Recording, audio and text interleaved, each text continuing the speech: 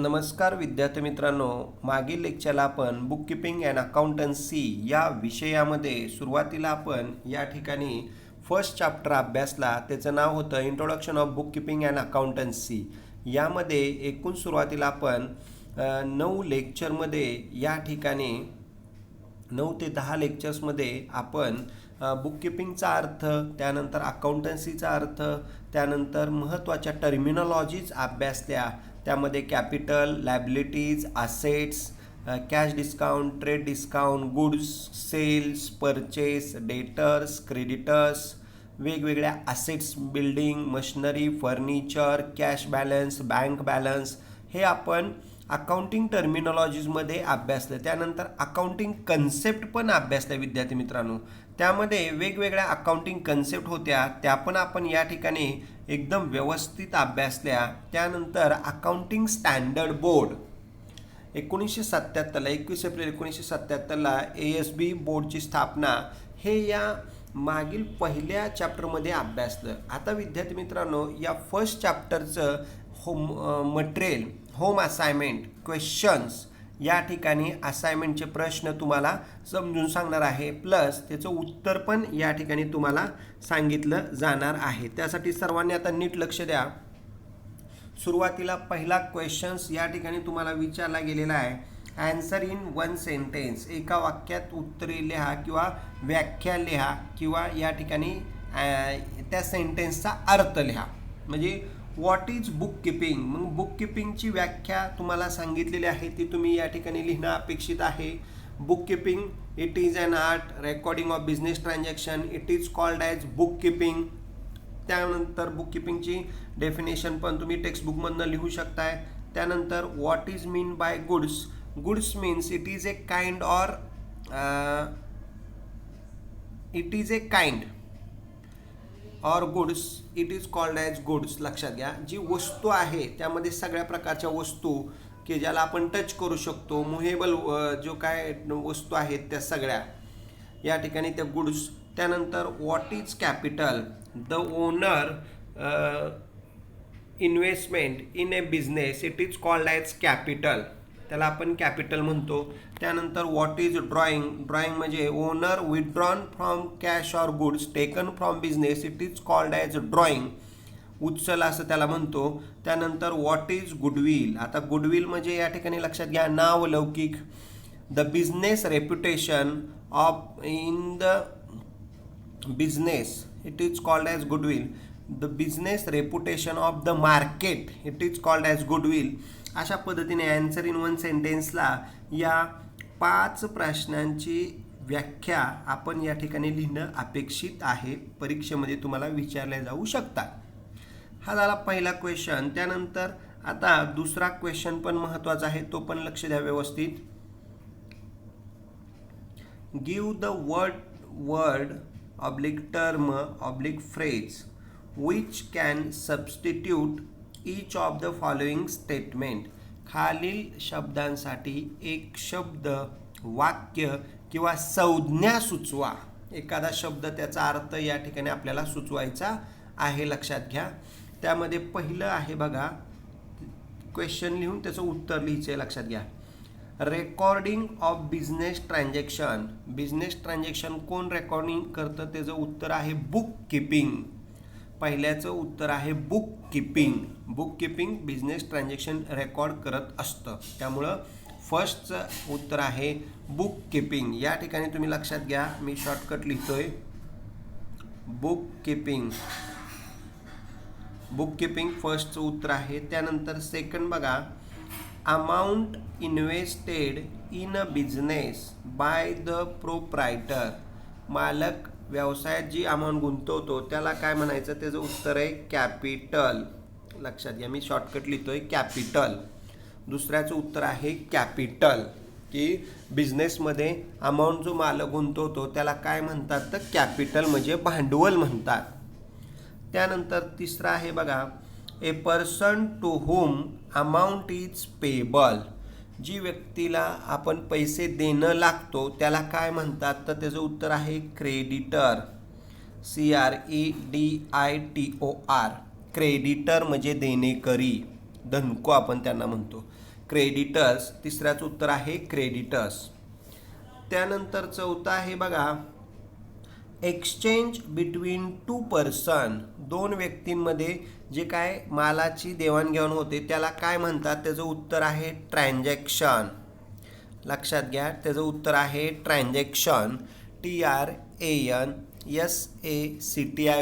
Transaction. या ठिकाणी व्यवहार होतो दोन व्यक्तींमध्ये, त्याला या ठिकाणी मालाची देवाणघेवाण होते त्याला आपण म्हणतो ट्रान्झॅक्शन. आणि पाचवा आहे, लक्षात घ्या, excess of expenses over income, म्हणजे खर्च जास्त आहे उत्पन्नापेक्षा, त्याचं उत्तर आहे लॉस. त्याचं उत्तर आहे लॉस. लक्षात घ्या.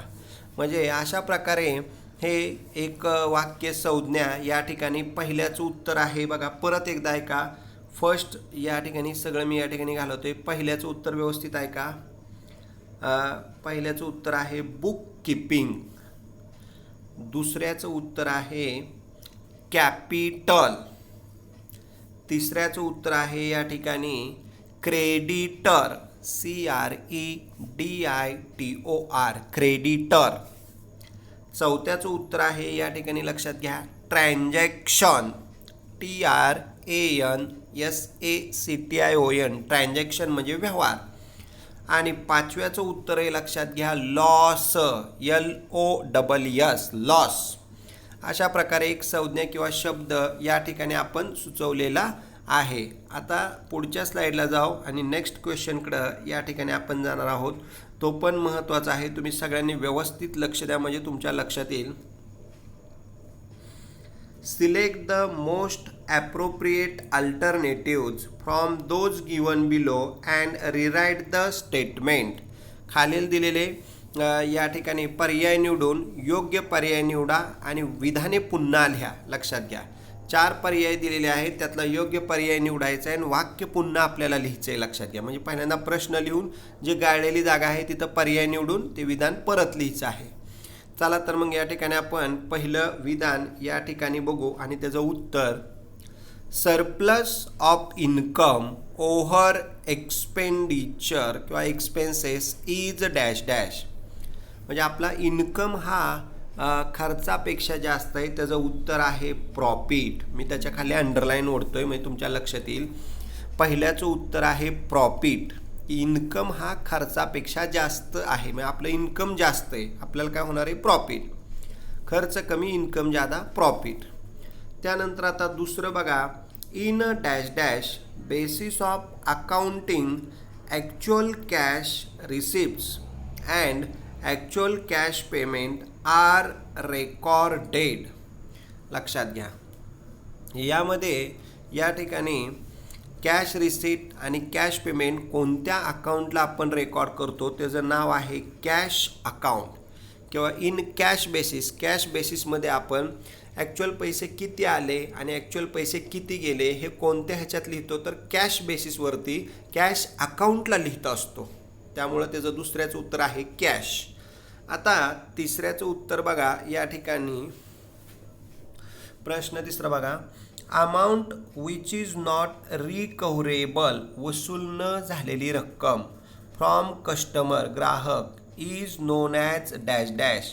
आपल्या ग्राहकाकडून वसूल न झालेली रक्कम म्हणजेच ग्राहकाने बुडवलेली रक्कम, त्याचं उत्तर आहे बॅड डेट. बॅड डेट म्हणजे बुडीत रक्कम.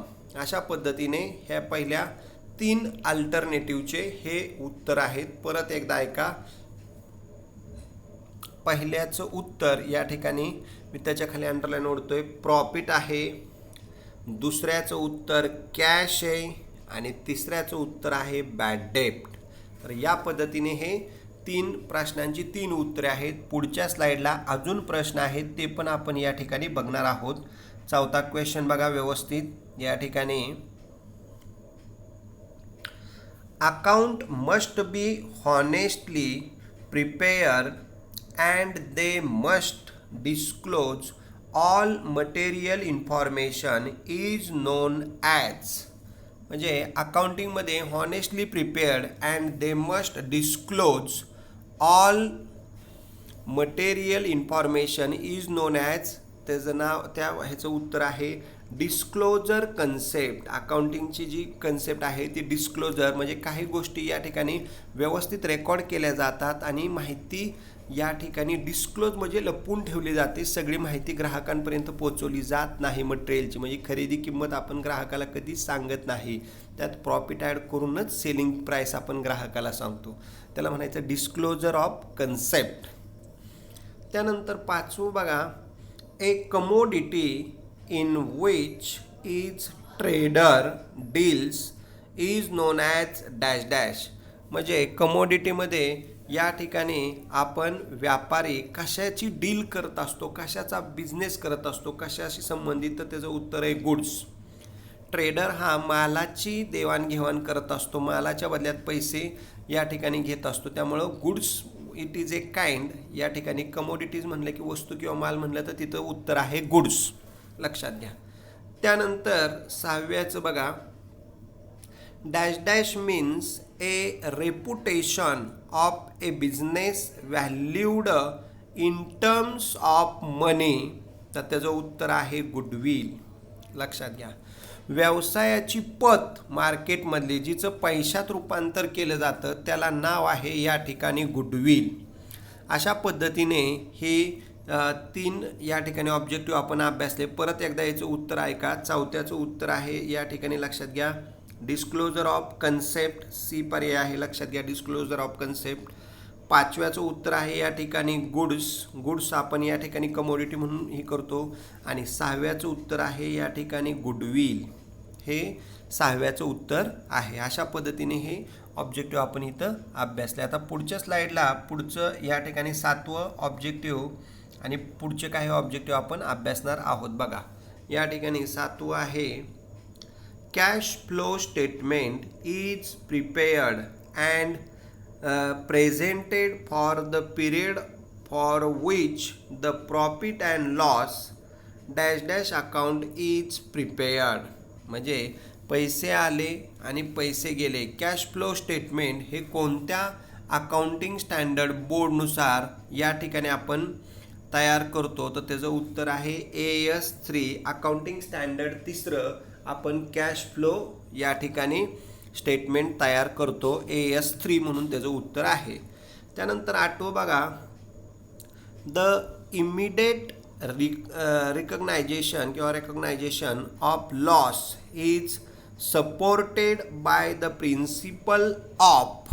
या ठिकाणी immediate recognisation of loss is supported by the principle of, तर त्याचं उत्तर आहे कन्झर्वॅटिझम. पहिलं ए पर्यायच बरोबर आहे, कन्झर्वॅटिझम. ए पर्याय या ठिकाणी निवडायचा आहे कन्झर्वॅटिझम. त्यानंतर 9व्यामध्ये बघा, brief explanation of an entry is called as dash dash.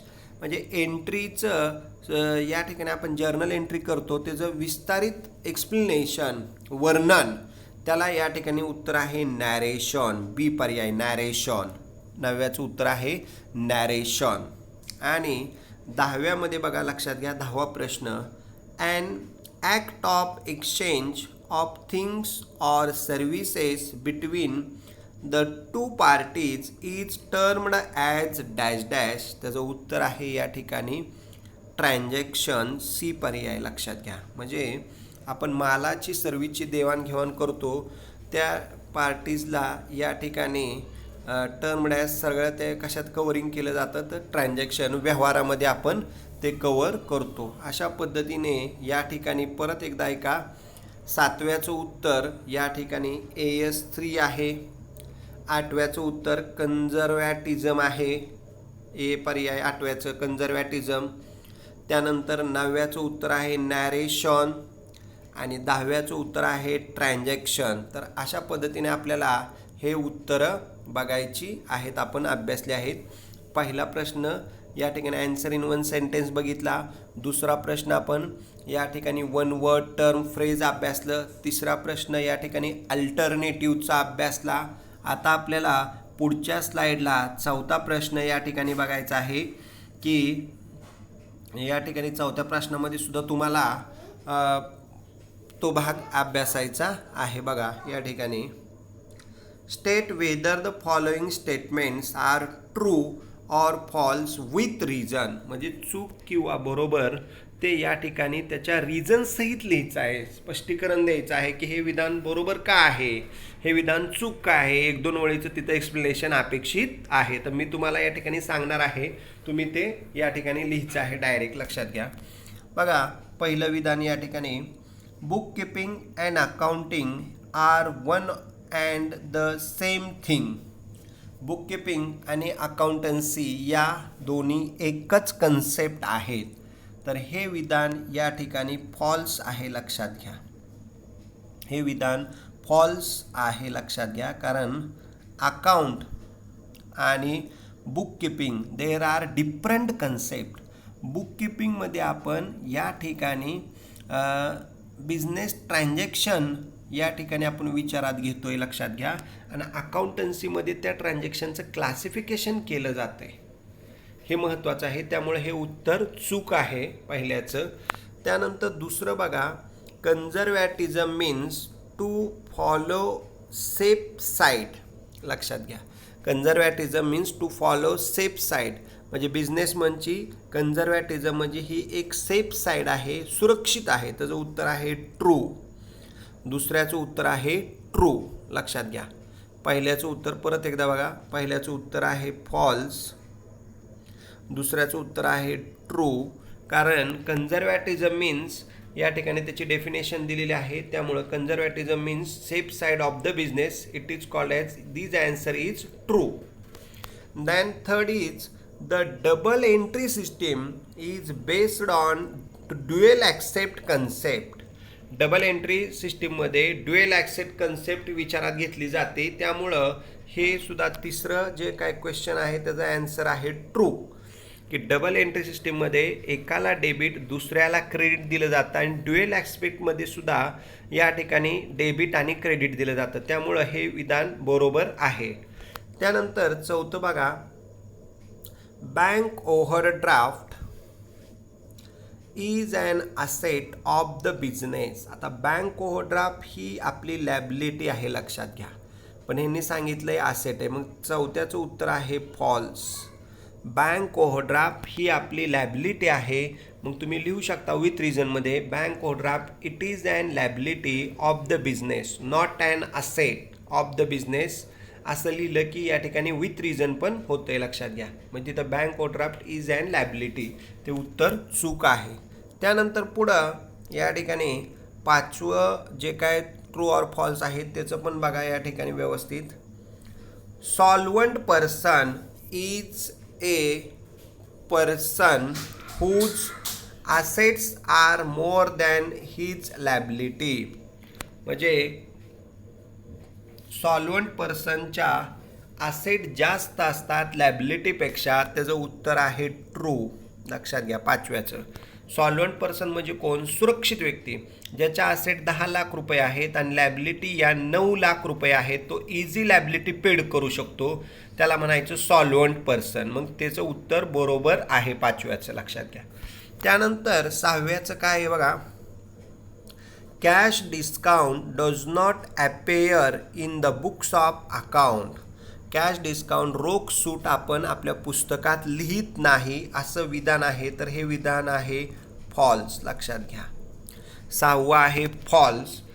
Cash discount is appear in the books of account असं लिहिणं अपेक्षित आहे. रोख सूट आपण त्याची एंट्री करतो, जर्नल एंट्री करतो, बुक्स ऑफ अकाउंटमध्ये एंट्री करतो. मग ट्रेड डिस्काउंट आपण लिहित नाही, लक्षात घ्या. कॅश डिस्काउंट मांडतो, लिहितो आपण, त्यामुळे त्याचं उत्तर बरोबर आहे. त्यानंतर सातवं बघा, a transaction is concern with money or money worth. लक्षात घ्या, a transaction is concern with money or money worth म्हणजे सगळे ट्रान्झॅक्शन हे पैशाशी रिलेटेड असतात. ह्याचं उत्तर आहे ट्रू, लक्षात घ्या. कारण ट्रान्झॅक्शन हे पैशाशी रिलेटेड असले तरच आपल्याला त्याचे रेकॉर्डिंग करता येणार नाही, एंट्री करता येणार आहे, किंवा प्रत्येक ट्रान्झॅक्शनला पैशामध्ये व्हॅल्यू आहे. त्यामुळं all transaction are is concern with money or money worth पैशाशी रिलेटेड आहेत, लक्षात घ्या, असतात. त्यामुळं सातव्याचं उत्तर बरोबर आहे. आठव्याचं बघा, accounting is the language of business. Accounting is the language of business. तर त्याचं उत्तर आहे 8व्याचं उत्तर आहे ट्रू. अकाउंट ही एक बिझनेसची लँग्वेज आहे, लक्षात घ्या. कारण का बिझनेसमध्ये ट्रान्झॅक्शन जे काय होतात ते अकाउंटिंग लँग्वेजमध्येच आपल्याला रेकॉर्ड करावं लागतात. त्यामुळं the language of business it is called as account असं म्हणलं तरी वावगं ठरणार नाही. त्याचं विथ रिझनमध्ये तुम्ही लिहू शकताय तसं. नंतर 9वं बघा, in civilization accounting was done by owners. तर त्याचं उत्तर आहे या ठिकाणी false. In civilization accounting was done by owners म्हणजे अकाउंट हे फक्त ओनर्सलाच यूजफुल आहे असं नाही. Accounting is use all persons, all business persons, customers, त्यासाठी सिव्हिलायझेशनसाठीच फक्त नाही, ऑल बिझनेससाठी अकाउंटिंग इट इज यूजफुल आहे. आणि 10वं आहे बघा, book keeping is useful to find out all tax liabilities. Book किपिंगमुळं आपल्याला सगळ्या टॅक्स लेबिलिटी फाइंड आउट करता येतात. त्याचं उत्तर आहे ट्रू. बुक किपिंगमुळं आपल्याला इन्कम टॅक्स काढता येतो, वेल टॅक्स काढता येतो, त्यानंतर प्रोफेशन टॅक्स, सेल टॅक्स हे सगळे कर काढता येतात. त्यामुळं बुक किपिंग ह्याचा वापर आपल्याला टॅक्स फाइंड आउट करण्यासाठी होतो. अशा प्रकारे हे 10 आपण ट्रू ऑर फॉल्स बघितलेले आहेत. आता हे 4 प्रश्न आपण अभ्यासले. आता 5वा प्रश्न या ठिकाणी बघणार आहोत. 5व्या प्रश्नामध्ये बघा, लक्ष द्या व्यवस्थित. आता पहिला प्रश्न आपण अभ्यासला आन्सर इन 1 सेंटेन्स. सेकंड प्रश्न अभ्यासला 1 वर्ड टर्म फ्रेज. तिसरा प्रश्न अभ्यासला अल्टरनेटिव्ज. चौथा प्रश्न अभ्यासला ट्रू ऑर फॉल्स. आणि आता 5वा प्रश्न आहे, लक्षात घ्या, तो आपण अभ्यासत आहोत. Do you agree or disagree with the following statement. खालील विधानं या ठिकाणी ॲग्री ऑर डिसॲग्री, सहमत आहात किंवा सहमत नाही, हे तुम्हाला या ठिकाणी सांगायचं आहे. Do you agree or disagree फक्त तुम्हाला या ठिकाणी लिहायचं आहे, सहमत आहे किंवा सहमत नाही. पहिलं या ठिकाणी विधान बघा, accounting is useful only to the owners. अकाउंटचा वापर फक्त आपण ओनर्सलाच होतो. तर या ठिकाणी त्याचं उत्तर आहे डिसॲग्री. अकाउंटचा वापर सगळ्यांनाच होतो. म्हणजे पहिलं या ठिकाणी accounting is useful only to the owner, त्याचं उत्तर आहे डिसॲग्री. डिसॲग्री तुम्ही लिहिणं अपेक्षित आहे. मी पहिलं अक्षर लिहितोय, मग तुमच्या लक्षात येईल. डिसॲग्री या ठिकाणी उत्तर आहे. दुसरं बघा, book keeping is an art, science and profession. Book keeping हे आर्ट, सायन्स अँड एक प्रोफेशन आहे. त्याचं उत्तर आहे ॲग्री, सहमत आहे. बुक कीपिंग हे एक शास्त्र आहे, कला आहे, एक प्रोफेशनसुद्धा आहे, लक्षात घ्या. त्यामुळे हे एक विधान ॲग्री आहे, सहमत आहे.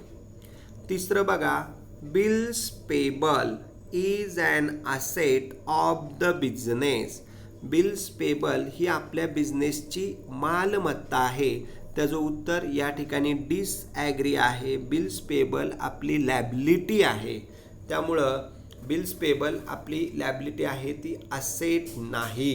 त्यामुळं ते विधान डिसॲग्री आहे. चौथं बघा, in book keeping and accountancy only non monetary transaction are recorded.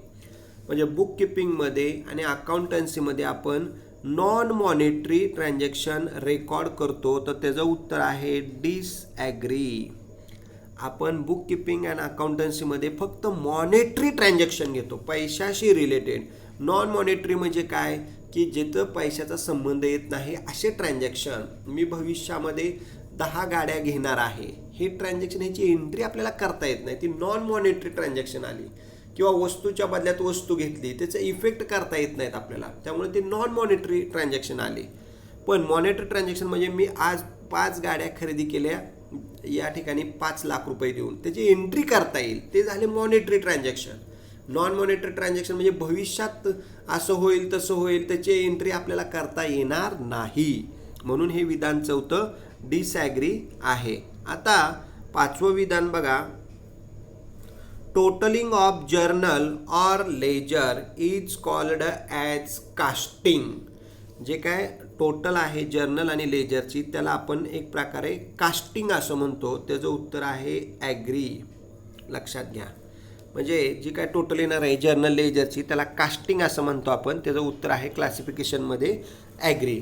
म्हणजे या प्रश्नामध्ये ॲग्री ऑर डिसॲग्रीमध्ये फक्त या ठिकाणी पहिलं विधान डिसॲग्री आहे, दुसरं विधान ॲग्री आहे, तिसरं विधान डिसॲग्री, चौथं विधान डिसॲग्री आणि पाचवं विधान ॲग्री आहे. म्हणजे दुसरं आणि पाचवं ॲग्री, बाकी तिन्ही डिसॲग्री आहेत. तुमच्या लक्षात येत आहे.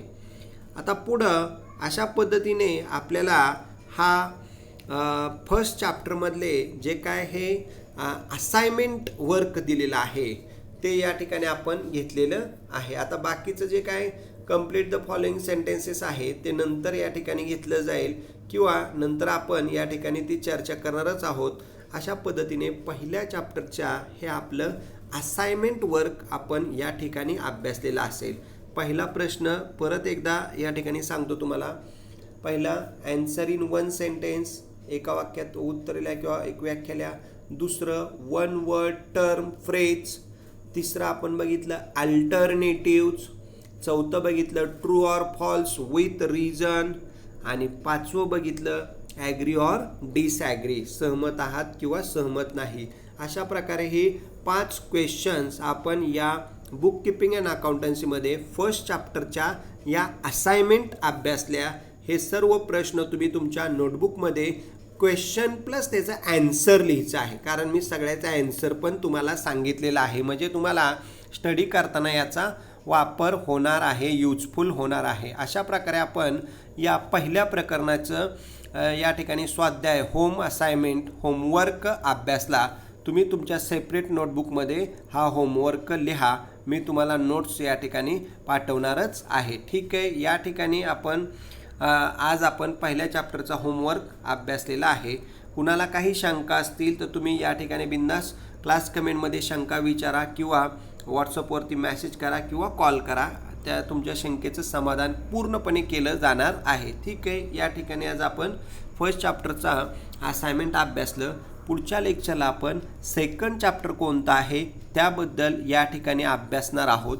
सेकंड चॅप्टरमध्ये साधारण आपल्याला एक थोडक्यात मी सांगतो की meaning of fundamental of double entry book keeping, म्हणजे डेबिट क्रेडिट आणि त्यानंतर या ठिकाणी अकाउंटचे रूल्स अभ्यासायचे आहेत आपल्याला. लक्षात घ्या.